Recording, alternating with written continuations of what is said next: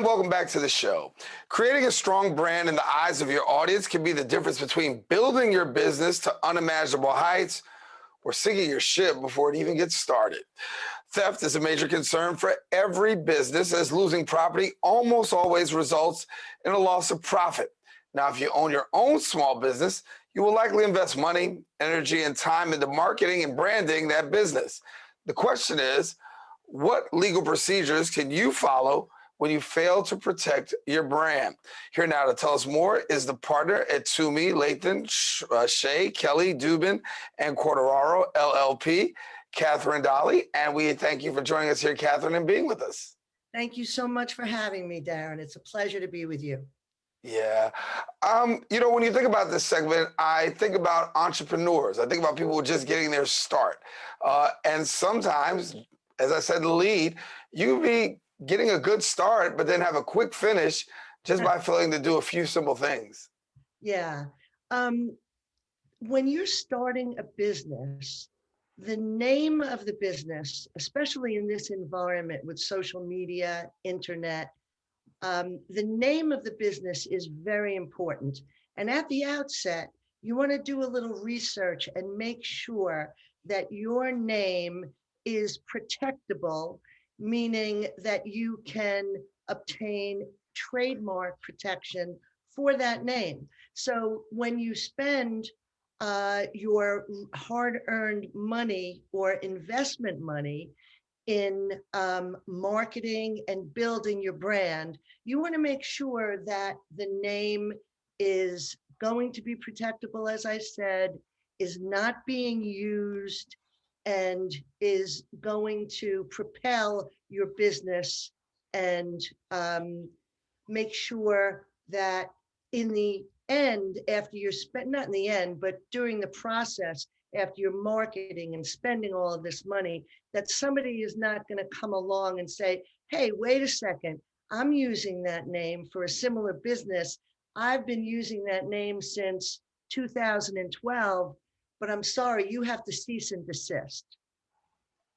So I want to take a moment and look at a couple of things, because we hear these two words oftentimes, and I'm not so sure that everybody gets it right.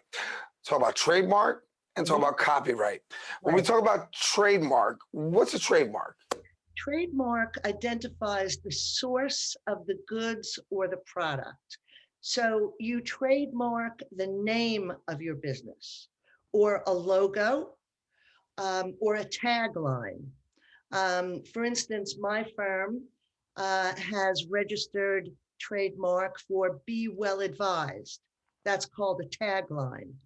But the name of a business, such as Coca-Cola, they have both the name registered and the logo registered. So that's the most, in my opinion, the most important thing when you're forming a business is the name. There are names of businesses that are not protectable. And that's a business that, a name that describes the business. For instance, Riverdale Dry Cleaners. That could not be trademarked because it's descriptive of the business. You know that it's a dry cleaning establishment in Riverdale. So it is protectable. What is protectable are arbitrary names, suggestive names, or for instance, the strongest trademark would be something like Google. When it first came out, no one knew what Google was. And so that trademark is very, very strong because it's arbitrary or fanciful. So if you can think of a great name for your business, it would be protectable and it would be a very strong mark. So when you say the name of your business, people know, oh, that's the guy on Tremont Avenue. I know him. I know that business. That's great. That's what you want to do. And for many people, they don't like the process. So, how long is this process for actually getting a business trademark? Because I've heard people say before, well, it takes so long, but at the end of the day, the consequences of not having it can be far-reaching than the time that you have to spend in waiting for a trademark. But for somebody who's waiting for a trademark, how long would that take?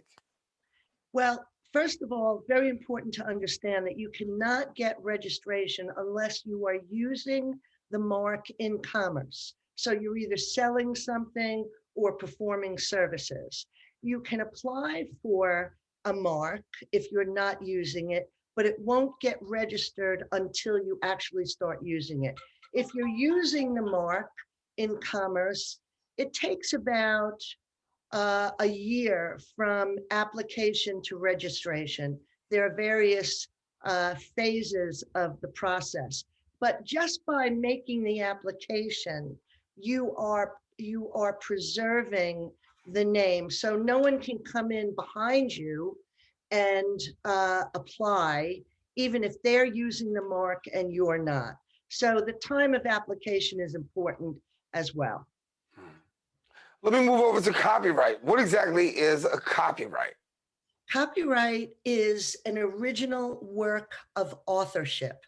So a poem, a story, an article on a website, a painting, a drawing, a photograph, all of these things that a business owner may put on their website.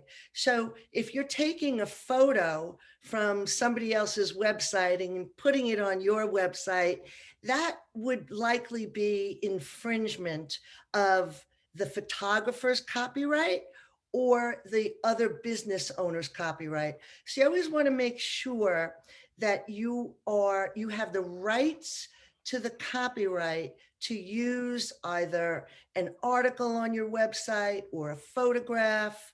I don't think we have time, but there are certain things that are in the public domain that you cannot infringe if you use a photograph, let's say, of something that's been in the public domain, or if you sing happy birthday, that song is in the public domain. So no one needs to obtain the rights to use that song or to perform that song. But so that's a copyright, an original work of authorship. What are some of the common mistakes that people make? I mean, we can't get into everything, but I do want to get into what are some of the common mistakes that people make when it comes to copywriting? I think that when they're building a website, they think that anything on the internet is free.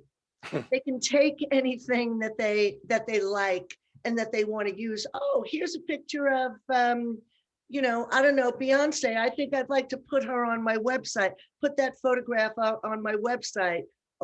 No, you cannot do that. You cannot take things that are in the internet, just, on the internet just because they're there. People own rights in that material. So it's very important before you do anything like that to check who owns the rights and get permission. It depends on the type of use that you're doing, but you must respect other people's intellectual property rights. Copyrights and trademarks are called intellectual property, and just as if you don't want anybody to infringe upon the use of your name or infringe upon the use of an article that you wrote, others don't want that as well. So everybody needs to respect each other's intellectual property. Well, Catherine, thank you so much. A lot of information to unpack, and hopefully our viewers will be able to tap in to find out a little bit more about trademark as well as copyright. Now, listen, if you want more information, don't forget to go to their website, suffolklaw.com. Again, at suffolklaw.com, you can find out more about trademark, copyrights, and then some. We encourage you, please don't go anywhere. We've got more open coming up right after this.